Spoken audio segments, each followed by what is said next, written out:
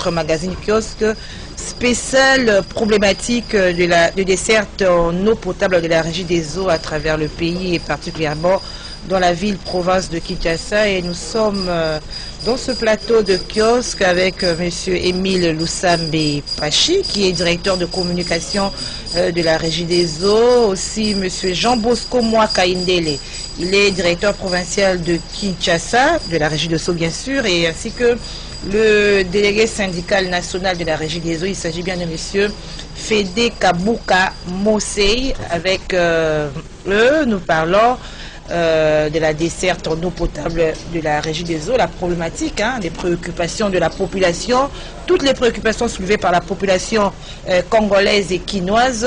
Nous les soumettons à ces responsables de la régie des eaux qui apporte des réponses idoines par rapport à ces préoccupations. Alors, la qualité de l'eau, M. Émile Lusambe. Oui, madame. La population n'a pas confiance à la qualité de l'eau de la régie des eaux. Quelle réponse vous donnerez à la population qui aujourd'hui fait de longues files au niveau des supermarchés pour avoir de bouteilles d'eau et ça coûte, ça coûte, et ils préfèrent acheter que se contenter de l'eau de la régie des eaux. Merci, maman journaliste. Tikatolo bana lokota lingala. Pour tout limbola na bolaï na bosanda pe na bozindo pour ti bana somba ekolo Congo. Mi penza ba yengu bakisasa ba yo kamala mpenza musa monene régie des eaux za kusala. Qualité ya mai wana na kopesa ka ndakisa eke. Omoni mai wana ya na po njili, mai njili wana to na po njili poke na aéroport. Omoni bosoto wana. Omoni langi na yango. Tango to bendi yango, to memi yango na usine. Tango ekomana robinet pa na yo, et pas population. Eza ya pembe. Et ko bate mosala monene mosalemi ya mopenza na usine, ya mbotema yo ne ko pa population. Et to lobaka yango malamu.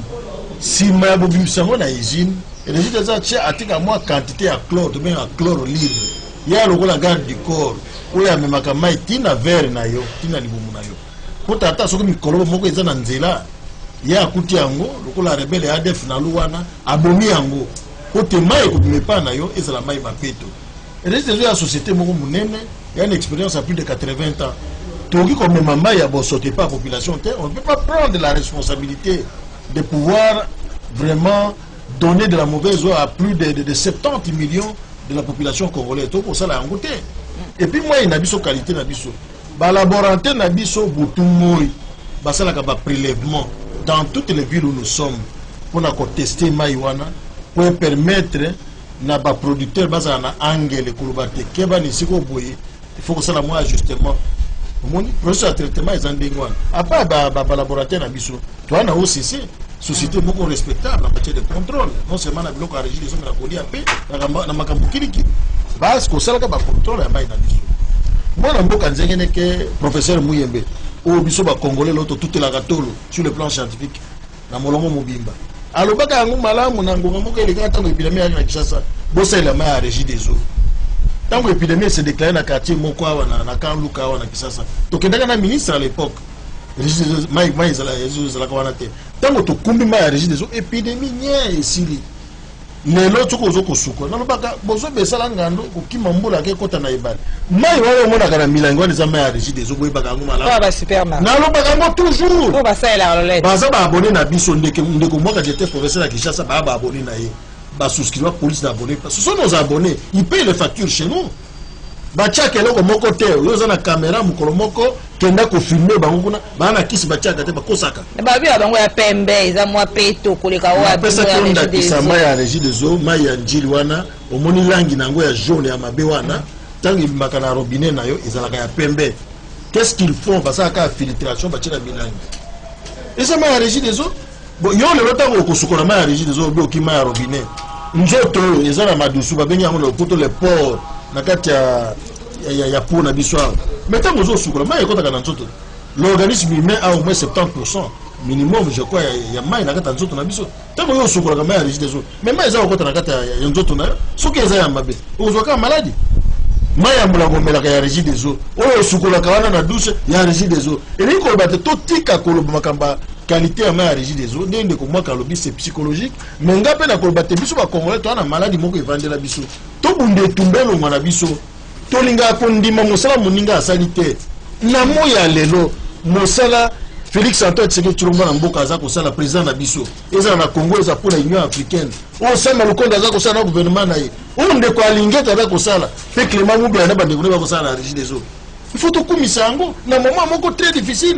lelo ba investissement comme il passe okende otonga izini mibale ya minene nenguba Kisasa il faut to topetele maboko eza pona ko flatter yete mais eza lolengelo na so ndeko asa musa malamu faut que mais ici nango bazoto izine wana na ozone awa yalobaki yango malamu ekozana même capacité na izine ya Njili mama izine wana ezali à 330 000 mètres cubes jour na 3 modules module ya liboso tokosepela inoculation nango d'ici la fin de l'année ya mbula d'ici décembre dans quelques mois Lemba imbo la même chose 200 000 mètres cubes par jour premier module à 35 000 tokofumbola ngo d'ici la fin de l'année ici il y a qui chasse quantité à main additionnelle, il y a plus de 140 000 mètres cubes. La population peut espérer. Mais espérance, c'est ali parce que Bandekoya ouest, par exemple, la partie ouest de la ville, Matete, Kisenso, Njili, tout ça, Bango Bakozwa Maya Koleka. Et il y a ceux qui m'ont kei, Bamaya Ngalema, Oya Njili, il y a le cas où les bipaï wana surtout, et qu'on a la partie centre, Bango Bakofoula Bango na Maya. Les études ont été menées. Il y a de gros tuyaux qui ont été déjà enfouis dans le sol. Les réservoirs na météo na ozone na Djelumbiza ba kozwama ebele eza na manifeste na makala pour bakabola na somba yengo Kisasa. Donc totika kutungisa bakonzi koloba bilobalo balikolo na bango alors ba kosala mosala monene. Et donc mutana yiko bimisa c'est quoi? Pour mobiliser financement et jeune Njili. Basalaki 30 ans. Réseau à mettre 30 ans. Mais na moya lelo, même usine, même capacité à zone toza kotonga, Clément Moubiala Nkashamana bandeko na ye ont mis 3 ans pour mobiliser le financement. Vous comprenez ce qu'on a? Je l'ai dit également, tout y a des certes na Congo après 80 ans de fonctionnement à Régie des eaux, avant que le comité Clément Moubiala n'arrive, ils ont 22% sur le plan national. Lelo après 4 ans et 2 mois. Il y a gestion à comité Moubiala Bandekoubaye, Bamoni a 30%. Ils ne vont pas s'arrêter là. Parce que le gouvernement Nabiso, le chef de l'État a l'obligation, suivant l'accord des Nations Unies, sur les objectifs de développement durable, il y a que ça que d'ici horizon 2030, au moins 50% de la population à Kinshasa peut accéder durablement à l'eau potable. C'est ça l'objectif du comité Moubiala. Il y a un autre lobby, on éjecte les pierres que Nanzete ou les Anamboma à côté là.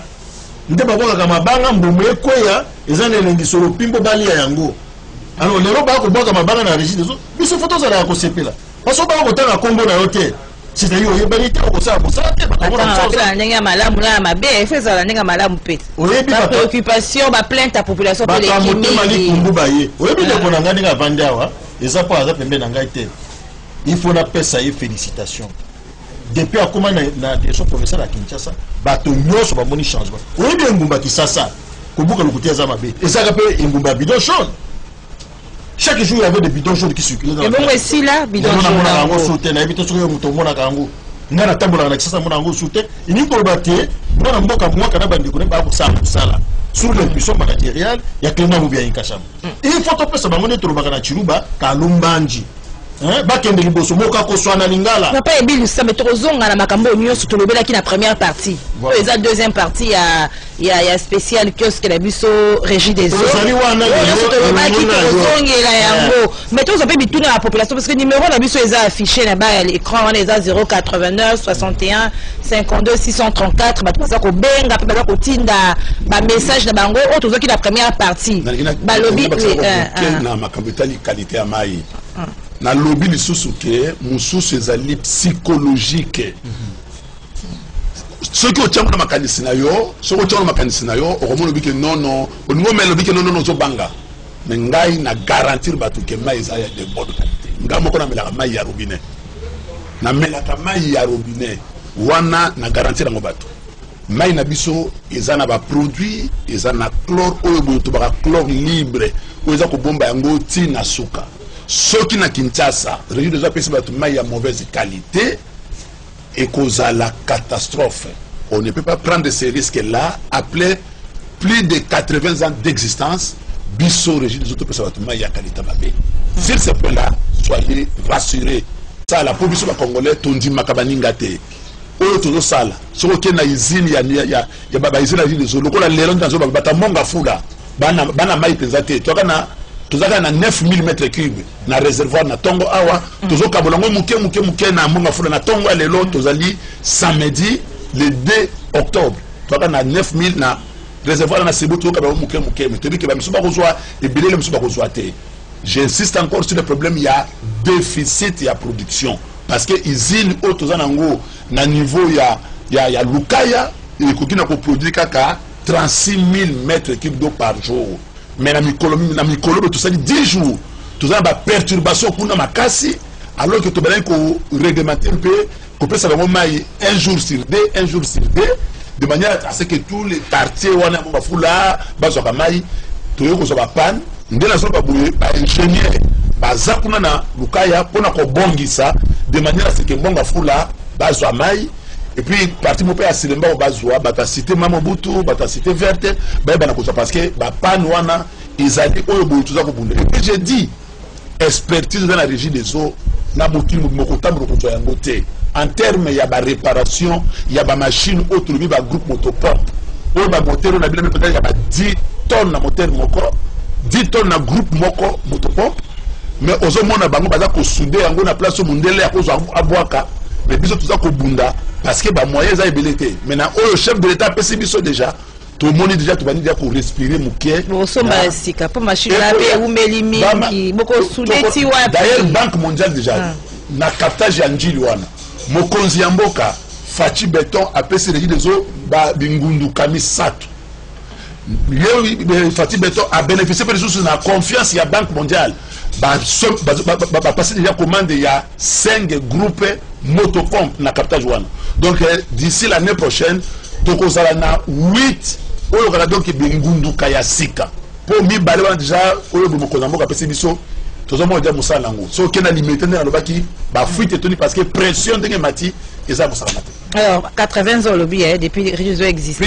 Rosons à la question tout le baki la première partie état de Dieu pour bateau bas du en cours bas paix bas comprendre paix mission de tenir to bandela qui en gros mais tout on a question bateau ba benga ki biso au balanda ki biso na première partie question du bosso et où tu peux na bumbu monga fula c'est le mbao balobi ceux qui forage te mais bakufi na le baki on peut les bandes de population pour perdre clientèle et belé population a préféré foutre à $7,000 battre la forage dans le pango que bon on a perdu pour la régie des eaux. Merci beaucoup. Il y a solo depuis la difficulté tout dans l'ango et ça zone collinaire et ça place il y a bangumba et puis batunde batonda na Kinshasa et ça là que et belé bazo zoma inase au bazana du Koro bazana mo ba difficulté il parti à Bumbu bazo souvent il y a moto sali rationnement na biso na Bumbu tozali na dimanche na Butu tout pesa bato ya Bumbu mai mercredi na journée tout pesa bato ya Bumbu mai bata selemba na batu ya monga fula ngo balobi effectivement bazana na raison na bango tout comprendre bango mais tout baké effort tout ça ko sala ezali un peu d'eau pour tous. Un peu d'eau pour tous, mon cœur tout ça dans pesa. Donc lelo, au monde que tozolanda parce que l'exploitation ils allaient pendant combattre, dès la bino qui na tonga lelo samedi boy. Na réservoir na biso Cebu to na réservoir il y a 12 000 mètres cubes. Alors réservoir wana poezo mai et utaka na profondeur il y a 200 mètres pour mai comme kuna. Ça dit usine za na 200 mètres na C ba kozwa mai wana ba tombola kilo ya mai wana ba tonne ya mai parce que ba mai za marchandise. Ba tonne wana ba tombola yango na hauteur il y a 200 mètres pour comme na Cebu. Donc yango toujours senga bango ba sala biso confiance. To yebi que ya solo la difficulté na bakuté wana ba zone où ils a ba colline ya ba ngomba bazana moi ba difficulté muke toza nango toza ko sala ba gymnastique yango na lobi lokwa bata ya monga fula lelo oyo bundela so ba boye ba service na ngai directeur de production na batu ya diak na bata DCD ya DSex baza kuna na Lukaya pona ko tala ndeni ya ko captage pompo na o mususu bebaki ba remplacer mo ba tsa mususu o mususu pela de fromage ya sika kutu mokonza mboka someli biso misato na Lukaya pour na refoulement wana de manière à ce que tout le mamai na plus de 200 mètres de hauteur pour permettre biso quand même que tout quoi la stabilité. Mais un moment, pas directeur, oui. Au moins, autour de la qualité à ma régie des eaux. Maintenant, quand c'est la paix, autour de la qualité à ma forage, je suis traiteur d'eau, médecin de l'eau. Na bandaka na usine. Tu es biso pense que tatanza bakela mukili moye. Soko koti na se amabele, eza na deux couches. Ya liboso to benga kango nappe phréatique. Oyo kanga eza dans les moins de 50 mètres awa. Soko zo timola. Kuna eza salité. Mais aucun deuxième couche c'est la nappe aquifère ndo kuta maya malamu. Mais ebele ya ba forage awa, soko c'est ça qui na contrôle awa 90% ba okanga yango. Parce que pour avoir Maya Peto, n'a pas qui faire, c'est pas moins de 200 mètres. C'est pas avec 7 000 $ que vous allez creuser arriver là. La plupart des eaux, moi je n'entre pas dedans, c'est pas mon problème. Mais la plupart des eaux, pour la qualité à Maïwana, nous la région, nous sommes fiers de donner une très bonne qualité de l'eau à la population. Effectivement, nous avons Kalouba Kiang. L'hôpital au Lemba, il y a une zone négociée là. Tokobeta sous ma souris à pénurie d'eau dans Kishasa Terre. Tous ces forages là, s'il y en a encore les soi-disant forages, ça sera des éléphants blancs. Parce que le gouvernement n'acceptera pas que les gens consomment encore cette eau-là. Je le dis bien, qu'on expecte ces forages-là. Faute de mieux. Non, pourquoi vous demandez la qualité de l'eau de l'Algérie? Demandons aussi la qualité de l'eau de la population. Il y a des forages. Il ne faut pas donner la mort à la population pour dire faute de mieux. Parce que la régie des eaux donne un peu d'eau pour tous. Vous voyez, la robinet, moi, la régie des eaux. Nous donnons de l'eau à tout le monde, maman. Un robinet peut nourrir plusieurs parcelles. Alors pourquoi permettre à la population d'aller boire une eau? Mais on a maïté. 4 jours, 5 jours, maïté marathé. On a l'obité, maïté zali. Et l'urbanine. Ce qu'on a bimi, faites des réserves. Parce que tu as 550 000 mètres. Tout le monde a il fait quoi la mission de Mitema? 550 000 mètres cubes par jour, tout ça qu'on produit. Il nous faut 1 million. Attends, où tu es aux États-Unis, en France, aux Akasava, tu feras la même chose que la régie des eaux le fait aujourd'hui. Mais Tolobi Sombele Souka Disanga, d'ici la fin de l'année, vous allez chanter un changement radical parce que avec l'apport de nouvelles usines, c'est là où on a dit que les journalistes et Betantangwa. C'est cette vie, il y a sa population. Batika commune là parce que Clément Moubelenka Chamana Bakonzi Amboka, d'ici la fin de l'année, Nemba Imbu a copé ça 35 000 mètres cubes au Kola Lukaya, Ozone a copé ça 110 000 mètres cubes. Donc on va sentir un changement radical. Et d'ici 2023, avant la fin à quinquennat, il y a Félix Antoine Tshisekedi Tshilombo. À Kosili Samakambo, il n'y a pas si en bas de Mbouba Kisasa, Mbouba Congo. Pour que tu puisses demander à l'Iskalissus, je ne fais pas de la propagande, mais qu'on en ait un. Ah, si ça peut être surfacturation. Surfacturation, ma famille m'a mis balai pour facturer à 20 000 francs. L'État n'a biso, tout le monde a malam. Tarif à régime des résultats fixés à tarif T. C'est depuis 2015 que tu as la tarif pour l'État fixé. Est-ce que de 2015 à 2021, paramètres économiques ont changé? Mais l'État n'a jamais revu ce tarif-là depuis 2015. C'est l'État qui a fixé le tarif à la régie des eaux. Et où il y a domestique, c'est-à-dire population, va offrir dans Bandak 1 mètre cube, 5 filles à 200 litres d'eau, ils en ont moins de 1000 francs congolais. Qui dit mieux, maman? Dans mon clinique, il n'y a pas de prix à maïna Moudamouti Ouana. Bon, il n'y a pas de tarif, il n'y a pas de tarif. Biso régie des autres facturaka, oh yo meli. Ce qu'on a compteur, attends le lieu bimi. Nous avons des compteurs à compter comme Manda Mama au Médiouane. Dans le quartier, on regarde le nombre de la population à niveau de la parcelle. Batali paie moyenne de la consommation dans le quartier. Ce qui est de quoi on ne peut pas te facturer au-delà de ça. Nous sommes bien expérimentés. Tout ça, l'expertise. Nous sommes fiers d'être la régie des eaux aujourd'hui, après plus de 80 ans. On ne facture pas n'importe comment. Je vous donne un exemple. Tant que tu as mon écolo, tant que Covid à l'obi, 2 mois, bana somba écolo Congo, bamela maïs. Justement, bozong c'est qui batu ba facture wana. Bo matisi yango, batu ba se plaigner qui makasi.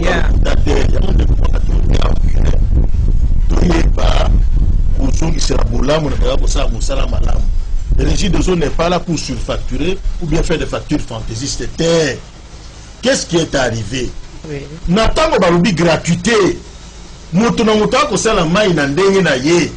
Et comment qui donc consommation flow Bisosa autozonde les facturations. Totini ba facture à liboso. Vous savez, malgré ce que les leaders de l'opinion ba société balobaki, mais au finish na réclamation à la facture ou à l'autolongoni gratuité pour la personne qui est à l'okuta, parce qu'on a eu à Kinshasa en tout et pour tout que 2% il y a réclamation. Sur plus de 350 000 abonnés, on a eu que 2%. Et nous avons traité toutes ces réclamations à la grande satisfaction de nos abonnés. C'est-à-dire que la région n'a pas la quantité, nous avons facturé normalement. On en a l'expertise. Dans ce matière, la personne va apprendre à sauter. C'est nous qui faisons le travail. L'unique opérateur potentiel na Congo, depuis 80 ans, comme ça, c'est la régie des eaux. Alors, je leur comprends. On jette le pierre qui sur un arbre qui porte des fruits mûrs. Mais les gens, bandi na pasi baza kotoka baizini na moya lelo ntango ya pasi botika bango basisa baizini wana bana kisana bana somba ekolo Kongo to ngo bakisasa ke woto za kolo beza ya solo na sima nde tata mokonzo ya kola kolo mwana mboka kilema mbi ya ikashama osisi musala mayo kende ko prema to kende osala musala pa mususu menelo ya kobuka makamba lokuta parce que lingozo ebonga ezalaka te batika bakenda musala bango kino na suka mbuma wana tongo na bango elongo ezate wo lukabalungula wana yo fanda le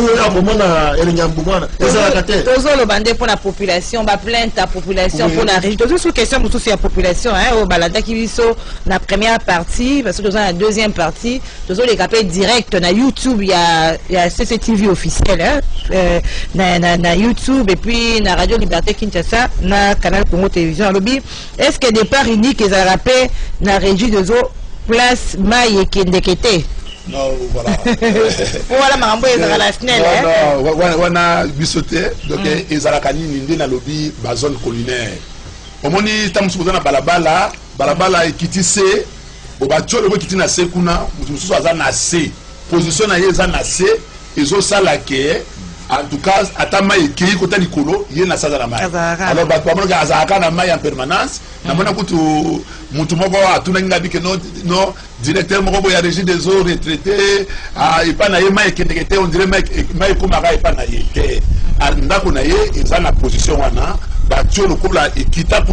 Donc maintenant, il faut que le mécanisme soit van de manière à ce qu'il y ait un membre privé parce qu'ils sont encore pour vous. Bakana eza epelé parce que eza bangomba alors il faut ba vanne oyo bezala ke autobé yango ba étage donc on a Bukavu bazana na 4 étages na niveau ya autre service ya distribution alors il faut que sous vanne bukangi de manière à ce que maye qui tana sekunate et ceux qui boye batu bazule le quoi tout ça ngo moke ndambo trubi rationnement donc pas ni qui pensa comme tel les alaka peut-être parce que biso tout ça différent biso le quoi tout ça qui sasa awa Bamituka, Batu, Bazako Tambola Likolo, il y a 5200 km à Batio. Ndenge Tozan na CCTV Awa. Il suffit seulement de bimala na banda Awa, Batio Ezali. Donc Babala Nyon sur Batio Ezali. Mituka est un Batio Wana. C'est pourquoi ba fuite ce qui Ezali de la lobby na 100 ans moko to la na pas moins de 2500 fuites. De la rango botiki ma ezole karabala. Ils ont besoin d'information. Ils ont besoin de fuite, nous avons makasi. Donc le coup là, c'est par exemple na Yolo poko na côté ya Makala. Donc na avenue Louete, so landi wana. To na chomba ba chomba ko le kanywana. Do ba chomba bato, au moins ba yeba toboli ba chomba ba samai. Donc quand vous m'avez dit matin, moi des problèmes quand on luka mai na batio. Ba musu ba sala ngona nko. Azali musu pa ngona pepele wana. Mai le musu zali mais azoto boneka ba musu on se comprend il faut que tu éduquer la bateau pour pas que non misala tout ça la des eaux misala na biso nyonso. Tout baka aidez-nous à vous aider. Compagnie o eza compagnie ya ba congolais. Ceux qui te sali confiance na ba congolais te to ça confiance na nani. Parce que je vous dis, muntu moko ta ko ya na mboka oyo ateka mai na prix des eaux atekaka.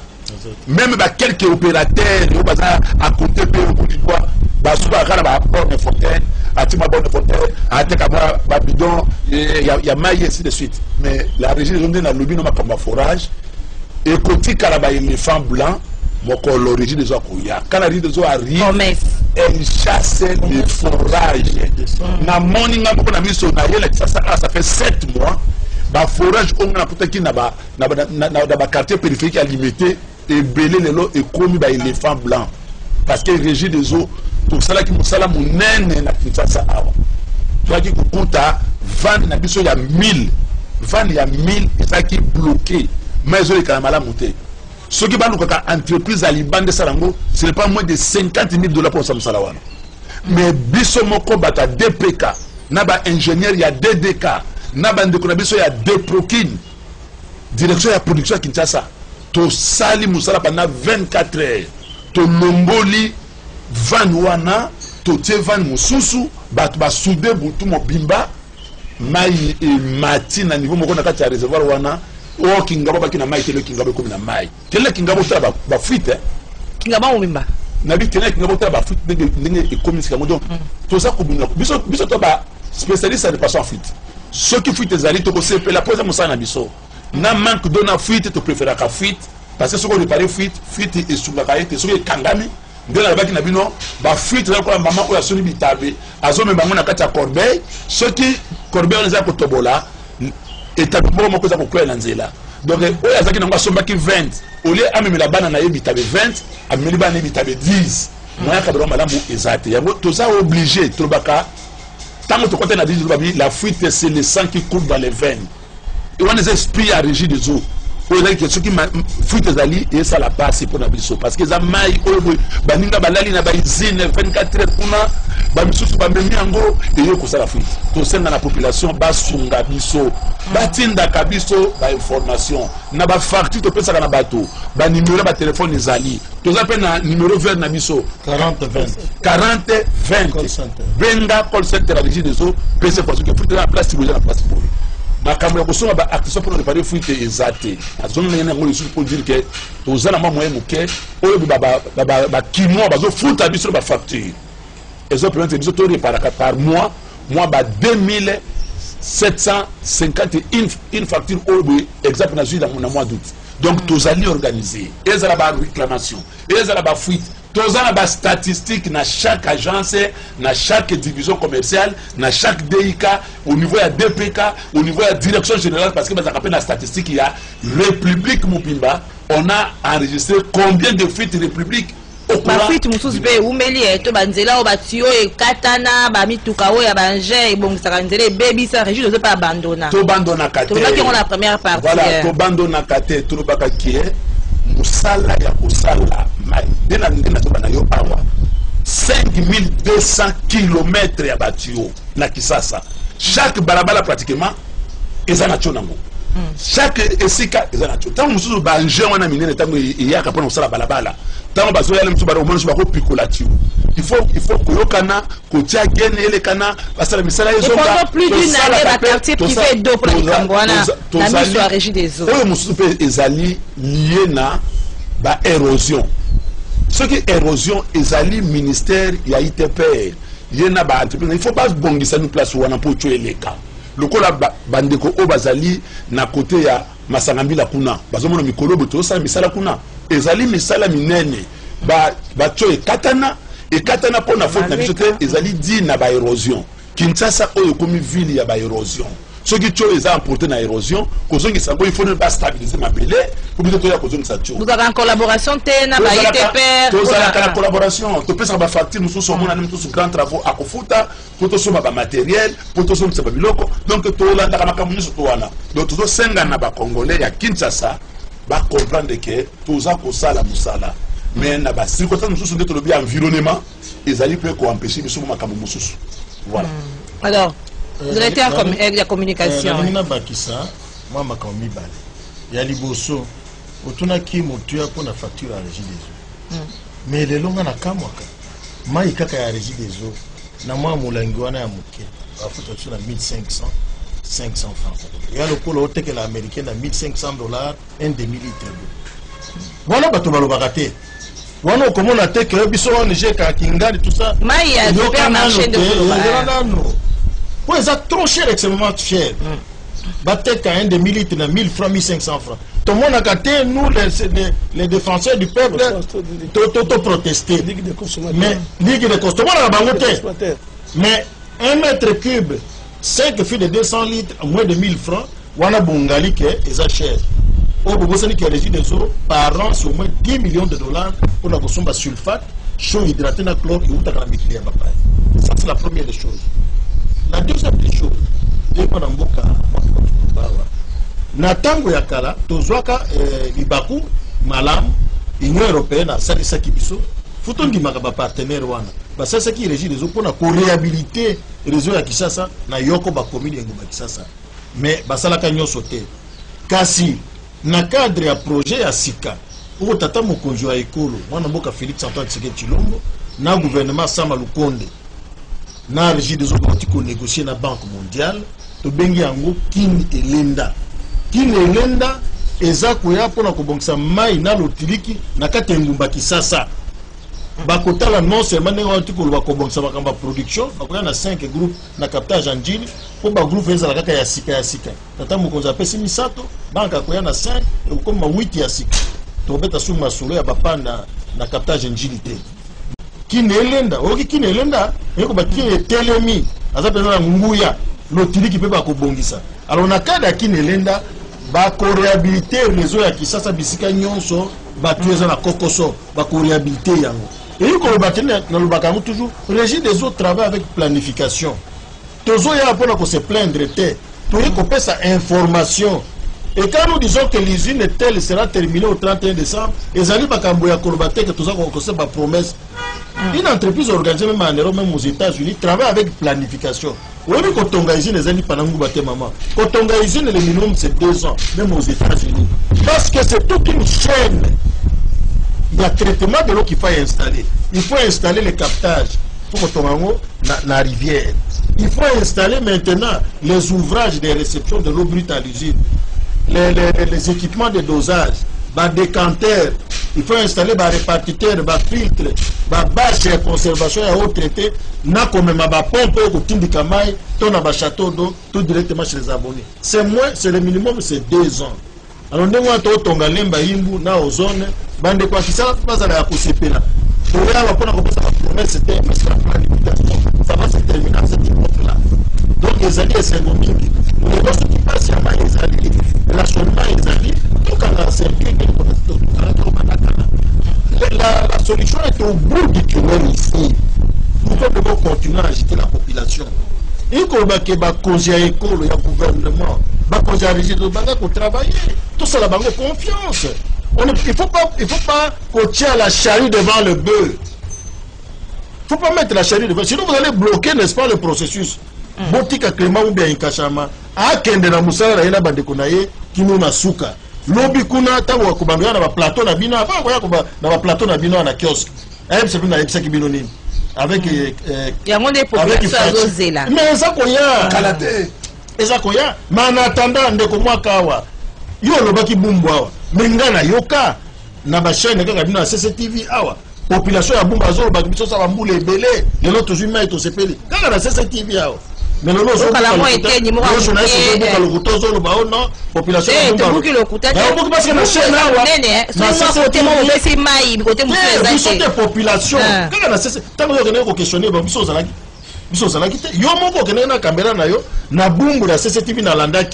population à lobby, les lots tous na maïta ça fait 2 ans, les lots sous maï zongi. Régis des en tout cas tata moko za ekolo to sepeli. Kaka na CCTV. Les lots ya kobuka lokuta ke na bumbu maï zate. Mwana mboka. To sunga ba baza ko sala mosala. Webi Congo na biso ebeba bambule belé. Mikakataneze belé. Yo zota encore régis des eaux lelo. Lelo soko leki na banzela wana. Oko mona nzela ndenge nini?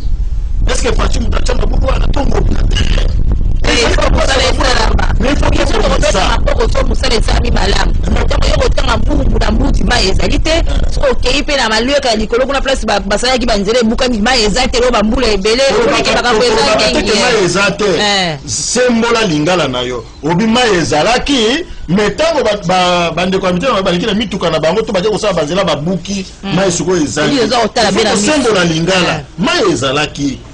Biso régime des hôtels, bake kosala nzela babuki bato ya mais biloko kotika bon faut boya la bisala koza kolanda moi daki na première partie na partie ko lo boye bisala eza kosala alibula ki anga te mama to sembola kalingala pona ko permettre na bana mboka ba comprendre bozindo bola pe bosanda na ko kutola mbala na mbala pour régime des eaux eza musa monene likambo etali bomoi to sakanaka na yango te bomo ya bato basakanaka na yango te régime des eaux azana bomo ya bato na maboko na ye eza nguya l'état apesa epote akoka kosesa bana mboka bazwa mai ya peto po ebima ya peto esalisaka moto nyonso azwa bokolongolo bwa nzoto azwa makasi wana nde développement ya mboka ekoya so bato baza lelo maladi bana makasi te développement ya mboka ekozala te. Voilà moi alors papa Émile Lusambe, nous allons revenir à vous hein de tantôt do ba makambo to ba la première partie pour la ba o ba zubiso pe na nzela ba comprendre sens même il y a spécial kiosque à Régie des eaux. Mettons la parole aussi au délégué syndical monsieur Fede Kavuka au to ba makamba ba Jean Régie des eaux entreprise munene même baga ko futa ba janté to baga ko futa bango malamu te wana préoccupation ya liboso ya mibale pe balobi ba problème na bino mingi pe ezali parce que ba institution mususu pe ya mboka mingi e futa ka te baba nyongola bino ebele eza ya solo to eza ya lokuta maman mo toni mingi na motuya na yo d'abord na CP na occasion pe singai awa lelo ya koleka na chaîne na bino chaîne na CTV pe na émission kiosque pe la émission ya nami mingi na mokimo parce que d'abord na partout na YouTube nengo lobi esika nyonso mais kozala nga moi mabe mingi avant na ya noya na mitwe na yo na pesa remercier to botoni mingi pa papa ya mokonzi ekolo te Félix Antoine Sekei na oyo asali appui ya Régie des eaux na ndenge bandeko ya communication lobina directeur ya kisasa balobi awa soki yete lelo ya na tuna Régie des eaux ngeke zala wapi lelo na programme ya ça premier jour na oyo auti ko appuyer biso na machine oyo auti ko tanga bandeko baleki en tout cas to ko pesa matoni mingi alemba biso te ba na Régie des eaux akode toujours ko appuyer biso na Régie des eaux na moteur malamu o azaye na yango sika wa pona ko koma na mutuna mama pe na bakisa bandeko balobi mingi mingi eza ko kabisa ngai to ali ko la mingi en aval mais en amont to koma na le secrétaire ko tuna po ni Régie des eaux ala diffuser to ba ka yango te kaka soki de mai limité ba te mai limité na kanisi na micro-leki je crois en 2019 tout ça qui le laka monene na radio to lobi ke Régie des eaux akokoka kopesa to maite soki to komi na ba festivité o ya suka mbula bona ndaki ambe baso balanda ki apa mo konze po ajoute décision que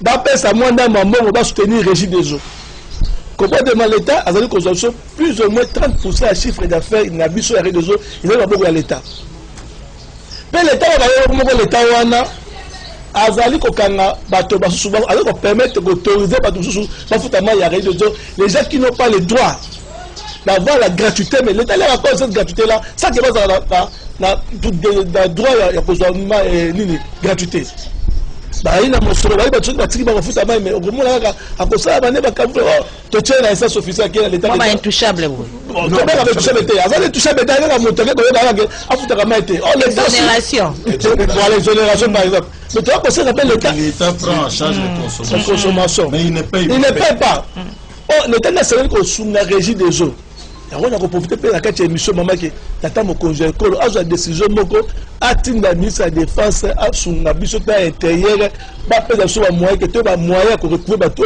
parce que na droit ko pesa bango ba koti ko dienda to ko dienda la sima ba futa te na pas on dakisa maman ebele ya bato ebele maman ko ba kutu te ko biko on ni gros ça là efficacement pour les Camerounais 4 mo congé ko ne sere ko sunga biso dara mo congé ko na sere ko sunga biso maman na a la décision moko ya likolo lo ko to te na bande ko mususu to mona ka lokala ndeko to ça quand même mission mususu na libanda ya Sénégal ailleurs c'est d'abord qui prend en charge d'abord la facture à bateau là à beaucoup d'ango na ndenge sengeli ce n'est pas n'importe qui a servi de la gratuité OK il faut que a prise en charge la trésor public à l'état et c'est la gâté on voit que ah ouais to ko le là OK il doit ça mais des hommes mo kanga boni boni na l'état maman donc pas on a que ba konzi mboka ba moko oyo na tuna ka d'abord est-ce que gouvernement oyo je les madame ce qui n'a eu ce moment que zaki na posa et ni nous ça bena Régie des eaux ya ko sakalate donc gouvernement tu ko ya tu ko le kawato tanga ba komola ba boyebi yango bazali na posa peut-être ba boma Régie des eaux ko boma oh tu ko ba Régie des eaux bali ko satele ko moko te parce que ko boya ko sala manche mais c'est quand on va le voir de ko ya communication bien lobby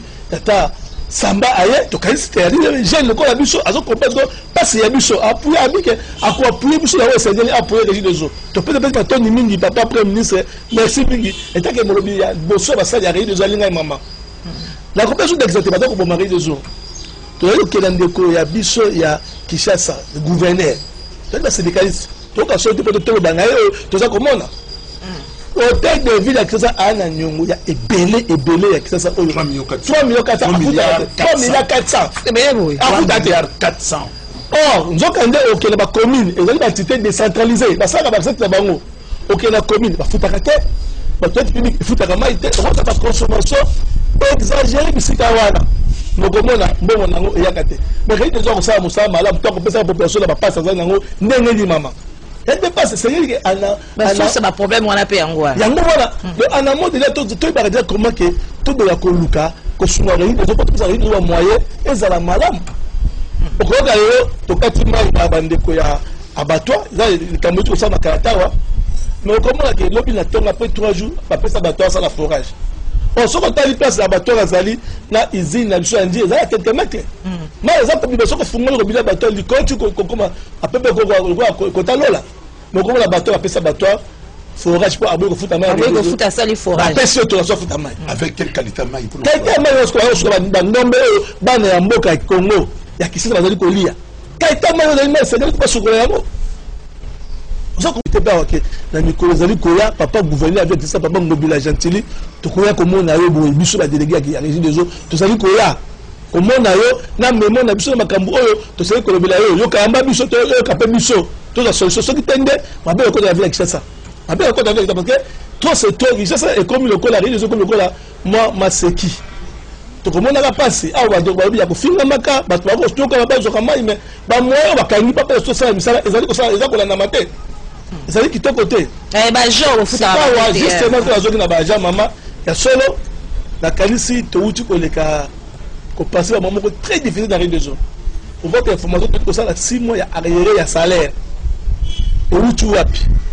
Biso so kika kande futi to zumbe ngwande ya ngwande to futa ba sai na biso. Mais tant comme tu mon conseil ko ajoute décision que ba futa ma été pendant 2 mois ya gratuité. Je crois que tout ça qui bloqué ma moment sur les réseaux et Kangamaki. Les recettes, les salaires qui sont qui manquaient, pour faire le salaire à battre. Et après, tu as comme la gratuité, il y a 2 mois. Mais pas dans les 6 mois. Tu vois, comme en mois de mai, il y a eu confusion dans la mission. Parce que on a des normes, qu'on a dit dans le mois d'avril, dans le mois de mai. Et comment il y a confusion, on a dit chaud, il y a de la facture. Dans notre campagne de 5 mois, il y a un autre qui a vers le mois de doute, la commune de foot à maille. Et puis, je suis syndicat Moulobé, la salle. Tu sais quand même, papa, il y a entreprise, mon conseiller, Clément Moubiaï. Tu as toujours un dialogue. Mon idée est une compagnie stratégique, madame. Ce qui te tient dans mon boulot et dans la catastrophe. Toujours comme tu privilégies d'abord dialogue, dans le y a bicho la des autres. Tu as toujours un dialogue dans mon conseiller, là, tu as dit, ok, nous allons améliorer. Et l'élo, on a repéré cette information dans la ville de Ngomba Kinshasa. Ata, salaire, ils ont retardé. Déjà, on a fait le mois de septembre. C'est quand il y a un conseiller à compagnie, tout ça date fétiche. Oh, bah, ça, il va y avoir mon conseiller, il date fétiche, il y a date, il y a des autres, tu dois foutre la mission à Ebi Ango. Surtout, on étape, il y a stabiliser salaire, il y a bicho. Tu as une étape de stabilisation salaire, il y a salaire. Tu as 6 mois à arrière, tu as plié Ango, c'est quand tu as stabilisé, pour te la date fétiche, il y a bicho, c'est chaque date, tu as la bande de Ebi Ango, surtout la date, tu as. Nous allons voir comment améliorer d'autres avantages. Il y a Sali. Oh, il y a la carte de chaque émission déjà. Tu as dit que vous remportez tout attaquer Yango. Madame, c'est ça. D'accord, on a obtenu la présence il y a Ndeko qui a DPK à Ville Kinshasa. Comme Ndeko Moka, je crois que Nakoya n'a changé mais ça je crois Ndeko Losambe il y a communication à l'imola qui sont avec quand même un plus. Le lobe à ça va ça la machine qui fonctionne d'avance de 12 heures. Il y a des choses comme la minuit. Il y a déjà dans 12 heures, il y a déjà. Voilà. Alors, merci Mingi, délégué syndical et à régie des eaux. Donc, comme il y a Souka, non, pas ça, Maloba, Mokomoko Loba. Salaire, il faut féliciter les côtés pour les salaires. ils ont compris ce que la régie des zones à Katabango n'a pas de féliciter le directeur général qui va bien caché. Parce qu'on a vu des employés consolider ma salaire. Mais lui, dans ma il a terminé le salaire. Il a dit que ça les souche. Tout ça qu'on senga na tata mokonzi à école. Na premier ministre ça parce que l'équipe à Bambou les belé. C'est le premier ministre où tout le monde a eu l'initiative à le directeur général a régi des autres. Le directeur général a signé. À senga qui va saler la yé, va être de libasi batinda. Mais Bandawana, ton commune loko mon côté. Pour ni na kolobaboui. Ce qu'on a Burkina Faso, bande quoi copiler, mais baïbi en malam. Au cours de la société à l'état, le cours de la gestion est allé. Ces sociétés-là, elles allaient performantes. Pourquoi? Parce que l'État Congo, l'État à Bango, où ils ont consommé maïko les kababoni nyonso, a foutu la facture régulièrement. Où il y a un sens officiel. Dans Sénégal, la même chose. C'est pourquoi la société elle est performante. L'abonné potentiel qui est l'État qui consomme plus que tous les autres abonnés, à ça qu'on fout ta facture naïe. Les mêmes factures et instances officielles dans les régies des eaux. On a l'État congolais, et ça plus ou moins 6 millions de dollars. Mais tout ça qu'on a 3 milliards dans la banque centrale, nous félicitons, moi je le dis régulièrement. C'est à féliciter. Mais là, quand tu as 3 milliards, on a Papa Sama Lukonde, Nicolas Kazadi. Bon, qui a 6 millions, tu vas foutre la régie des eaux. Mais comme vous avez de paiement permanent à la banque centrale, il y a 5 millions de dollars. Des bons exemples, il faut les épouser et puis les mettre en pratique. Parce que le nom n'est pas si en gros. Les gens sont côté les mains. Tout c'est la carte mondialité. Tout c'est la carte WT bas de thé. Dans le Burkina Faso, l'équipe Congo n'a ni la richesse, l'équipe Congo n'a ni. Il y a pas à ça mon solo. Pas qu'on fout la facture de ça officielle. On ne demande pas de soucis. La partie des autres performantes. Oui, nous sommes là. Comme tu retenir que, on a évité ceux qui vont contredire là, que la première partie, dans ce qu'on a la deuxième partie, on a dire que les desserts, c'est là, ça suffisait jusque-là. Et que.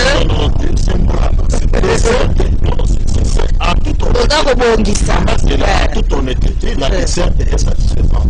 Je vous ai dit, on peut prendre votre. Et quand il y a encore des blagues, on ne peut pas parler de la satisfaction totale. Qu'est-ce que vous appelez satisfaction? C'est que toi et moi, alors parlons en termes de pourcentage alors. De gros valeur, on a combien de pourcents? Aujourd'hui, le PPK l'a dit, nous sommes à plus de 60% de la satisfaction. Merci. Mais il y a des projets, oui, on a tout rassurer la population, pour rassurer Bino. D'ici la fin de l'année, de la fin, 5 secondes, 2 secondes. Voilà, Tolingito, ça merci na bakinois, pour accompagner Bisso na recouvrement forcé. Tout ça pour continuer na yango, patrouille commerciale na limité et apporter Bisso un plus na limité. To pesi merci na limité parce que na patrouille au boulé, et Bisso, moi sur la Bisso pour toi améliorer sur sa service. To sais que sous na gouverneur de la ville à Kinshasa, na assemblée provinciale à Kinshasa, batana na bango, bango na biso bafuta biso ndambo poto sala et on sala ba projet au ya CP là, on a un directeur provincial à Kinshasa, mais c'est déjà pour merci. Patria à ouest à la serbe na Kitambo. Donc je pense que d'ici là tout à Kitambo, on a pour ça la patrie commerciale pour la limiter parce qu'ils sont plus de on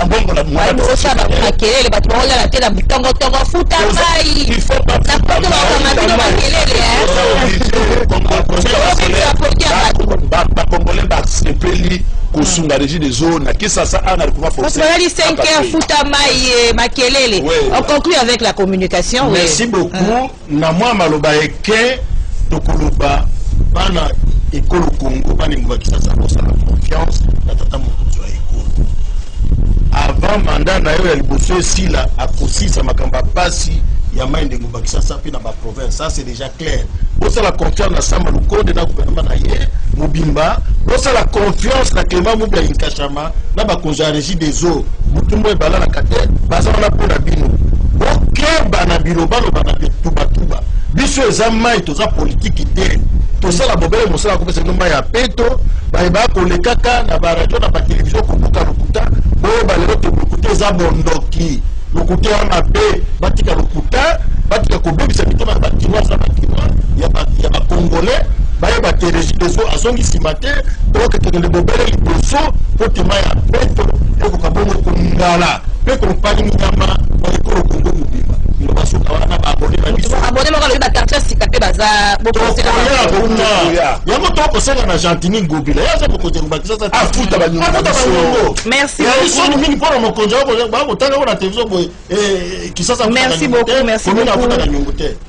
Kibongo, c'était la spéciale kiosque hein, au sujet de la problématique de la desserte de l'eau potable de la Régie des eaux. Nous avons reçu dans ce plateau le directeur de la communication de la Régie des eaux, M. Emile Lussambe, oui, M. Jean Bosco Mwaka, lui il est directeur provincial de la ville de Kinshasa, ainsi que le délégué syndical national de la Régie des eaux, M. Fédé Kavuka Mosei. C'est la fin de kiosque. Merci. Nous nous retrouvons prochainement. Merci à vous, fidèles téléspectateurs, au prochain numéro.